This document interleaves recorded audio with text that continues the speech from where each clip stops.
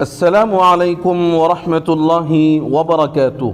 دوستو، ہمارے معاشرے میں مولوی کو برا بھلا کہنا اور مولوی کی تنقید کرنا، مولوی کے متعلق اپنے ذہن کو پاک صاف نہ رکھنا ایک عام سی بات ہو گئی ہے۔ آئیے میں آج آپ کی خدمت میں مولوی کی شخصیت کیا ہوتی ہے اور مولوی کیا کرتا ہے اور ہمارا سلوک ان مولویوں کے ساتھ کیسا ہوتا ہے ضرور پیش کرتا ہوں، سماعت فرمائیے۔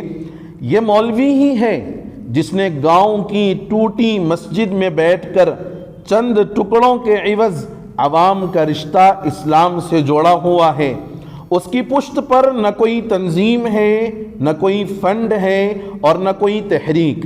اپنوں کی بے اعتنائی، بیگانوں کی مخالفت اور مخاصمت، ماحول کی بے حسی اور معاشرے کی کج ادائیگی کے باوجود اس نے نہ اپنی وضاقتہ کو بدلا اور نہ اپنے لباس کی مخصوص وردی کو چھوڑا۔ اپنی استعداد اور دوسروں کی توفیق کے مطابق اس نے کہیں دین کی شمع، کہیں دین کا شعلہ، کہیں دین کی چنگاری روشن رکھی۔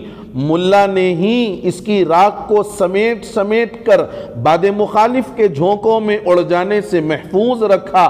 دن ہو یا رات، آندھی ہو یا طوفان، امن ہو یا فساد، ہر زمانے میں شہر شہر، گلی گلی، چھوٹی بڑی، کچی پکی مسجدیں اسی ایک ملا کے دم سے آباد ہیں، جو خیرات کے ٹکڑوں پر مدرسے میں پڑا رہتا ہے اور در بدر کی ٹھوکریں کھا کر گھر بار سے دور کہیں اللہ کے کسی گھر میں سر چھپا کر بیٹھا ہے۔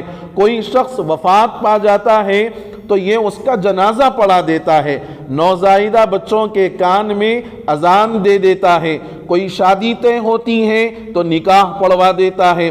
اسے اس کی کوئی پرواہ نہیں کہ کوئی اسے جمعراتی، شب براتی، عیدی، بقرعیدی اور فاتحہ درودی کہتا ہے۔ یہ ملا ہی کا فیض ہے، یہ مولوی ہی کا فیض ہے کہ کہیں کام کے مسلمان، کہیں نام کے مسلمان، کہیں محض نصف نام کے مسلمان ثابت و سالم برقرار ہیں۔ بر صغیر کے مسلمان اور بالخصوص ہند و پاک کے مسلمان ملا کے اس احسان عظیم سے کسی طرح سبکدوش نہیں ہو سکتے، جس نے کسی نہ کسی طرح، کسی نہ کسی حد تک ان کے تشخص کی بنیاد کو ہر دور اور ہر زمانے میں قائم رکھا۔